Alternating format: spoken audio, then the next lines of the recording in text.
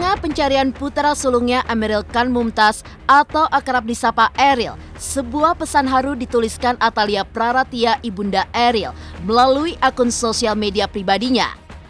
Atalia menuliskan segera akan bertolak kembali ke Indonesia dan menitipkan sang anak dalam perlindungan sang pemilik yang sebenarnya, Allah Subhanahu wa Ta'ala. Lantas seperti apa pesan yang dituliskan Atalia? Dan seperti apa pula psikolog melihat ketegaran serta sosok dari istri Ridwan Kamil ini?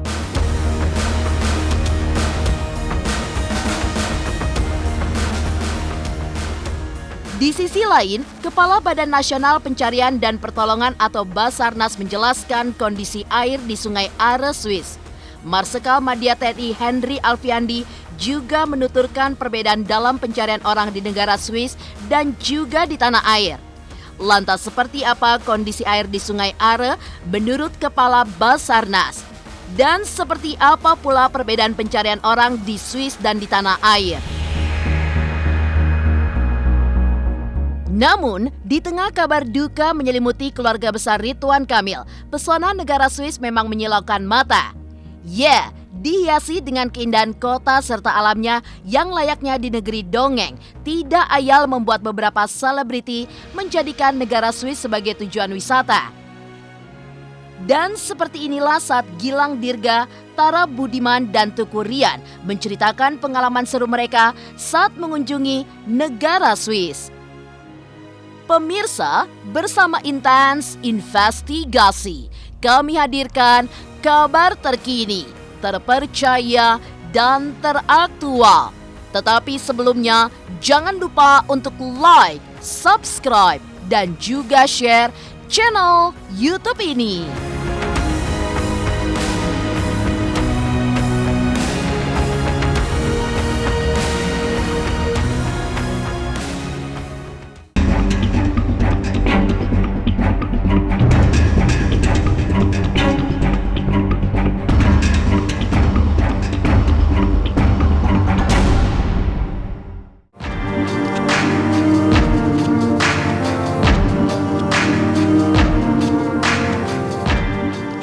Di tengah pencarian putra sulungnya Emeril Khan Mumtaz atau akrab disapa Eril yang hilang di Sungai Are, Bern, Swiss pada Kamis 26 Mei lalu, sebuah pesan haru dituliskan Atalia Praratia ibunda Eril melalui akun media sosial pribadinya. Dalam tulisan singkatnya, istri dari Ridwan Kamil ini menuliskan sebuah pesan yang menyayat hati di tengah kondisinya yang tengah berduka. Dan seperti inilah pesan haru yang dituliskan Atalia melalui akun sosial medianya. Ril, Mama pulang dulu ke Indonesia ya. Mama titipkan kamu dalam penjagaan dan perlindungan terbaik dari pemilikmu yang sebenarnya, Allah Subhanahu wa Ta'ala, dimanapun kamu berada. Insya Allah, kamu tidak akan kedinginan, kelaparan, atau kekurangan apapun. Bahkan kamu akan mendapatkan limpahan kasih sayang, karunia, dan kebahagiaan yang tidak pernah putus. Di Sungai Are yang luar biasa indah dan cantik ini, Mama lepaskan kamu untuk kita bertemu lagi cepat atau lambat. Seperti yang Pak Wali Kota sampaikan, the city of Bern will forever be deeply connected to us. Doa terbaik Mama dalam setiap helaan nafas. Atalia, Are River, Juni 2022. Sebagai orang tua, gak terbayang sih gimana suasana rasa hatinya. Apalagi aku juga pernah ngalamin sendiri gitu, melihat di depan mata kakak dan sahabatku itu hampir hanyut ke bawah arus sungai. Itu aja yang mereka berdua selamat sampai hari ini. Kadang-kadang mimpiku tuh kayak masih, ya Allah, kayak masih di sana, terus kayak pengen hilangin pikiran itu, kayak aduh, hilangin semua memori itu gitu kan. Itu berat sekali. Nah apalagi ini gitu loh, yang sampai sekarang belum ketemu. Itu berat banget gitu. Jadi terus tadi aku lihat teteh Atalia ngepost udah harus balik ke Jakarta, ngelihat kebesaran hatinya. Untuk menulis seperti itu nggak mudah sama sekali gitu. Jadi ya doaku dan banyak sekali masyarakat Indonesia itu cuma bisa memberikan doa kepada keluarganya supaya diberikan kekuatan, ketabahan. Pesan singkat yang dituliskan Atalia pun banyak mendapatkan komentar yang dibubuhkan beberapa pesohor di tanah air hingga masyarakat luas yang terharu dengan ketegaran hati dari istri Gubernur Jawa Barat ini. Beberapa komentar pun dituliskan guna menambah ketegaran hati dan kesiapan ibu dari Ariel ini agar siap menghadapi kabar buruk yang bisa saja terjadi kepada sang anak. Lantas bagaimana psikolog Bunda Romi melihat ketegaran yang ditunjukkan Atalia? Dan seperti apa pula para selebriti melihat sosok Atalia yang tetap tegar meski dalam hatinya tengah berduka?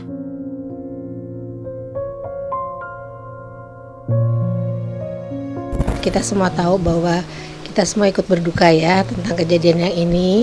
Terus kemudian juga bahwa apa yang dialami oleh seseorang yang kehilangan orang tercinta itu belum tentu bisa kita katakan selesai pulih dalam waktu bulan.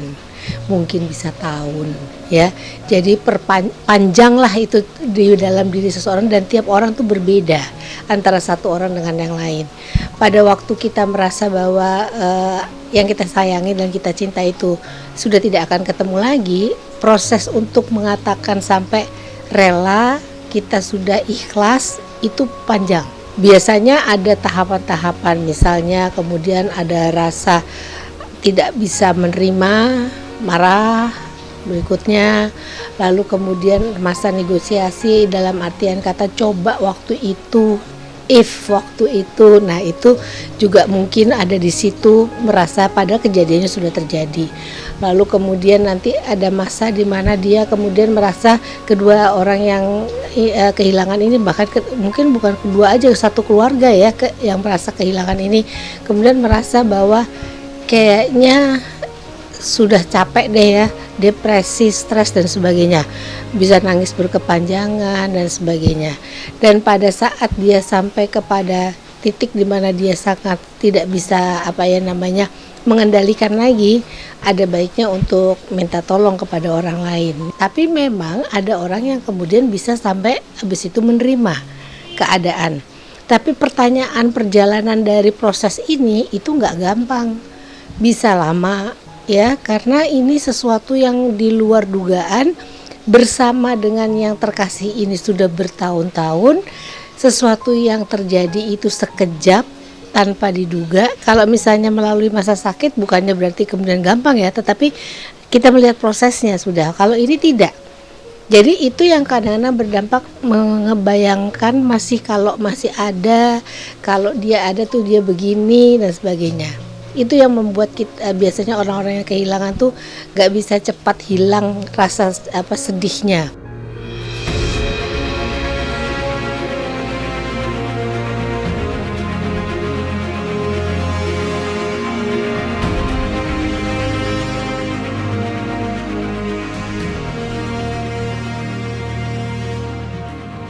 Rasanya ibu kehilangan anak dalam cuitannya Ibu Thalia sendiri mungkin mengiris hati atau gimana? Iya, saya sendiri merasa pada waktu kejadian itu membayangkan ya, anak usianya sudah lulus S1 mau S2, itu kan satu tahap di mana perjalanannya sudah panjang gitu loh. Mungkin anak ini juga belum menikmati kesarjanaannya dalam hal mencari nafkah dan sebagainya, punya pengalaman. Terus kemudian mau sekolah lagi, itu semua terpupus dengan, dan seorang ibu maupun bapak ataupun adik ataupun saudara itu juga punya banyak kedekatan dan harapan-harapan pada orang yang hilang ini, sehingga kemungkinan itu yang mesti berbekas di dalam kepala kita. Sama istrinya Kang Emil lumayan ya, kita sering kabaran, DM-an, terus ya paling chat, terus kalau aku ada acara di Bandung sering support datang gitu kan. Jadi emang tipe yang humble banget, yang mudah diajak komunikasi gitu kan. Jadi ketika ada musibah seperti ini langsung hati tuh terasa ya, kadang ngerasa dekat juga gitu, jadi terasa sedih banget. Keprihatinan pasti meliputi hati kami semua para orang tua. Kami bisa merasakan dan ikut tergetar hati kami merasakan rasa duka yang mendalam ini ya, keprihatinan yang mendalam ini, tapi kita tetap harus optimis dan semangat.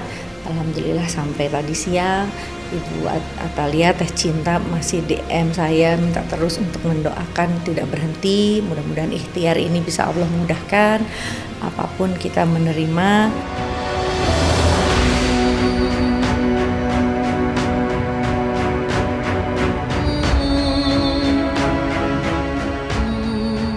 Di sisi lain, Kepala Basarnas mulai angkat bicara terkait pencarian Eril. Lantas seperti apa kondisi air di Sungai Are menurut Kepala Basarnas? Dan seperti apa pula Marskal Madya TNI Henry Alfiandi menjelaskan perbedaan pencarian orang di Swiss dan di tanah air? Pemirsa, pastikan tetap di Intens Investigasi. Dan jangan lupa untuk like, subscribe, dan juga share channel YouTube ini.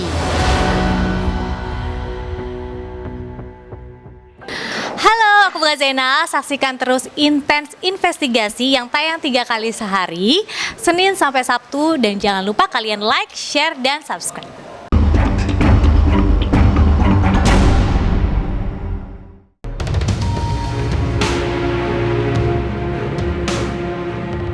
Hilangnya putra sulung Ridwan Kamil Emeril Khan Mumtaz atau akrab disapa Eril memang menjadi duka mendalam tidak hanya bagi keluarga, namun juga seluruh masyarakat di tanah air.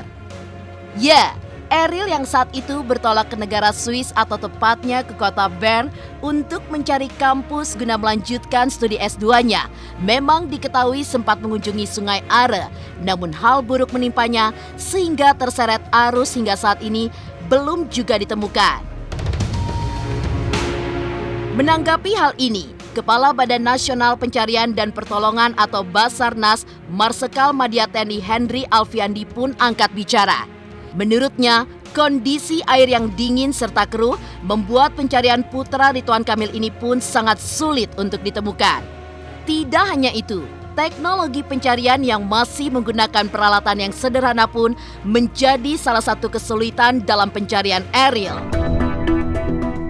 Kalau masalah sekarang kok bisa belum ditemukan, perlu diingat air yang deras itu adalah hasil dari lelehan atau cairan gletser.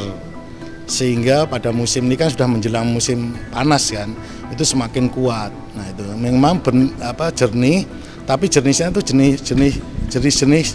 jernih yang dari lelehan salju itu tidak begitu bening gitu loh, kelihatannya saja, dan dingin sekali. Di sana ada pernyataan kalau 99,93 minggu kan, yaitu menunggu dekomposit itu kalau memang itu beliaunya itu adalah yang tidak kita inginkan gitu. Itu permasalahan kenapa sampai sekarang belum sampai bisa ditemukan, dan kita tidak tahu apakah itu tersangkut di batu-batuan, apakah itu hanyut sampai jauh gitu, kita belum tahu. Kita kan tidak hafal kontur di sana itu seperti apa, dan sistem pencarian di sana kalau saya lihat dia by visual, dia menggunakan teropong air, sedangkan di Indonesia kita sudah pakai teknologi radar. Jadi kita mencari itu dengan sonar, itu akan bisa mencari. Saya kemarin memperhatikan metode pencarian di sana manual sekali menurut saya. Binokular dia pakai seperti kaca ditaruh di kapal, di ujung kapal gitu, terus ada seperti kaca, teropong kaca, kemudian lihat di bawah gitu. Makanya dia kesulitan ketika airnya keruh. Gitu. Dia metodenya selama ini begitu. Orang tenggelam itu dicari seperti itu. Kondisi sekarang karena glasiernya mencair dan cairannya glasier itu adalah keruh, dia nggak bisa menemukan itu, Mbak. Harusnya pakai device yang lebih canggih lagi.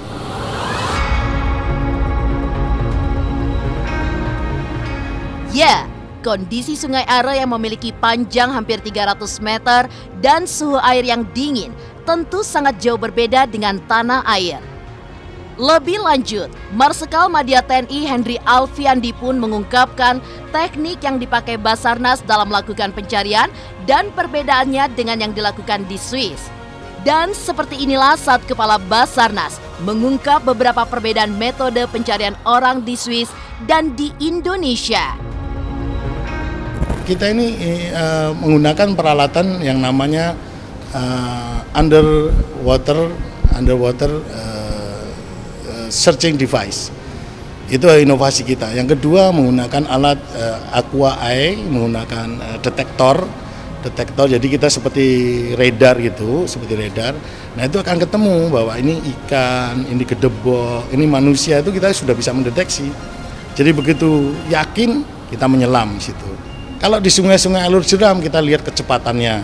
Begitu kecepatannya di ujung tertentu kita pasang jaring itu Mbak. Jaring besar sehingga apabila dia lewat dia akan tersangkut di situ. Itu cara-cara kita dan itu sangat efektif. Gitu. Beda mungkin ya kalau di luar negeri mungkin beda sungainya lebar-lebar gitu, beda sekali. Karena kalau saya lihat di Sungai Areni itu arusnya sangat besar, Pak. Besar sekali. Saya bisa melihat waktu itu sangat besar. Nah itulah bahayanya. Nah ya saya tidak bisa mengandai-andai lah karena saya tidak khusus, tapi ini secara global saja. Kenapa sih lama tidak ditemukan? Kenapa sih susah? Sehingga tidak membuat masyarakat Indonesia itu wah seolah-olah negara itu tidak serius, bukan. Ini karena kondisi alamnya memang begitu.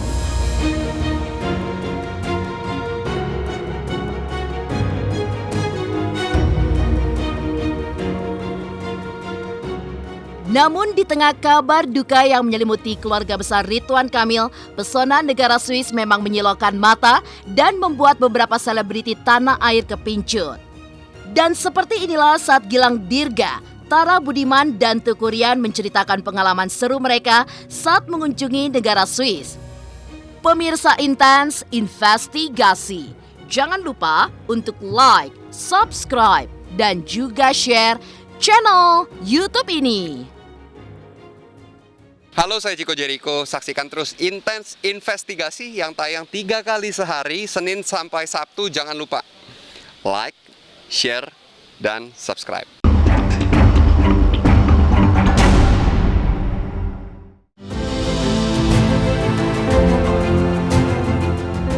Di tengah kabar duka yang menyelimuti keluarga besar Ridwan Kamil, pesona negara Swiss memang menyilaukan mata hampir setiap orang yang melihatnya. Ya, dianugerahi tempat hingga pesona alamnya yang layaknya di negeri dongeng, tidak ayal membuat semua mata tertuju kepada negara berjuluk negara teraman dan ternetral di benua Eropa ini. Dan salah satu selebriti yang pernah mengunjungi negara tersebut adalah pasangan Gilang Dirga dan Adiesti Versa saat momen bulan madunya di tahun 2016 lalu. Selain Gilang, pasangan yang baru-baru ini menikah, Ria Ricis dan Teuku Ryan pun sama dengan Gilang dan Adis menghabiskan momen bulan madu mereka ke Swiss. Dan seperti inilah saat Gilang Dirga dan Teuku Ryan menceritakan pengalaman bulan madu mereka di Swiss. Seru banget, soalnya kan kita pertama kali turun itu kan ke Paris, kemudian kita jalan ke Swiss. Kalau gua paling suka di Swiss walaupun cuma 2 hari. Aku juga suka di Swiss. Iya, enak ya tempatnya. Aku suka semuanya. Iya sih, karena kan memang tempat asing dan kebetulan kayaknya udaranya lagi cocok gitu loh. Dingin-dingin gimana kan cocok buat pengantin baru ya. Terus juga salju, kita pertama kali ngeliat salju di Swiss gitu. Pokoknya kayak orang norak deh, senang banget lah. Ke Swiss, terus ke Paris, terus terakhir ke Turki. Alhamdulillah senang banget ya, diberi kesempatan sama Allah, diberi rezeki sama Allah untuk bisa honeymoon keluar. Yang pasti jadi yang nggak bisa dilupakan lah kalau bisa balik lagi ya. Jalan-jalan ke tempat yang belum pernah kita pergi sama istri itu menjadi momen yang sangat spesial ya menurut aku ya. Menurut aku bisa jalan-jalan bareng istri itu merupakan momen dan rezeki yang sangat nggak bisa dilupakan sih, itu menurut aku.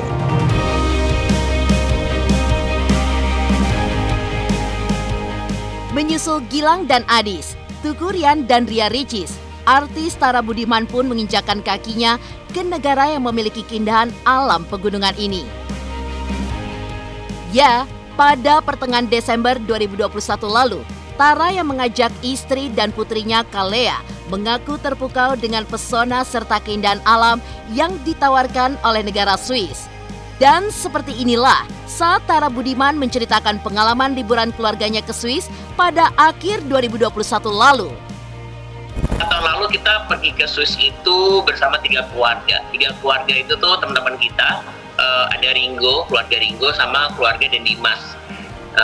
yang memang awalnya tuh sebenarnya gue pergi ke Swiss itu diajak sama Ringo pengen ngasih tahu nih keindahan dari negara Swiss. Kan kebetulan memang Sabay kan papanya itu orang Swiss, jadi kita pengen sekalian mengunjungi lah kampung halamannya Sabay. Gue tuh sebenarnya bukan tipikal anak alam ya, gue jarang banget. Gue tuh kadang-kadang tuh lebih suka memang kalau ke daerah perkotaan, gue tuh city boy banget. Tapi kayak ketika gue pergi ke Swiss, New Zealand, itu tuh sesuatu yang berbeda sih yang diberikan. Keindahan alamnya tuh parah. Lu kayak ngeliat lukisan yang ada di depan mata lu, nah kayak gitu. Nggak cuman itu, Swiss itu menjadi kota favorit kita semuanya gara-gara keramah tamahan orang-orangnya, dan juga mungkin banyak banget spot-spot untuk kita melakukan kegiatan-kegiatan outdoor. Apalagi Bern tuh sungainya tuh, kalau lu lihat Bern tuh kotanya tuh di tengah-tengah sungai, jadi dia bisa melingkar. Kalau kita naik ban tuh dia bisa mutar sendiri.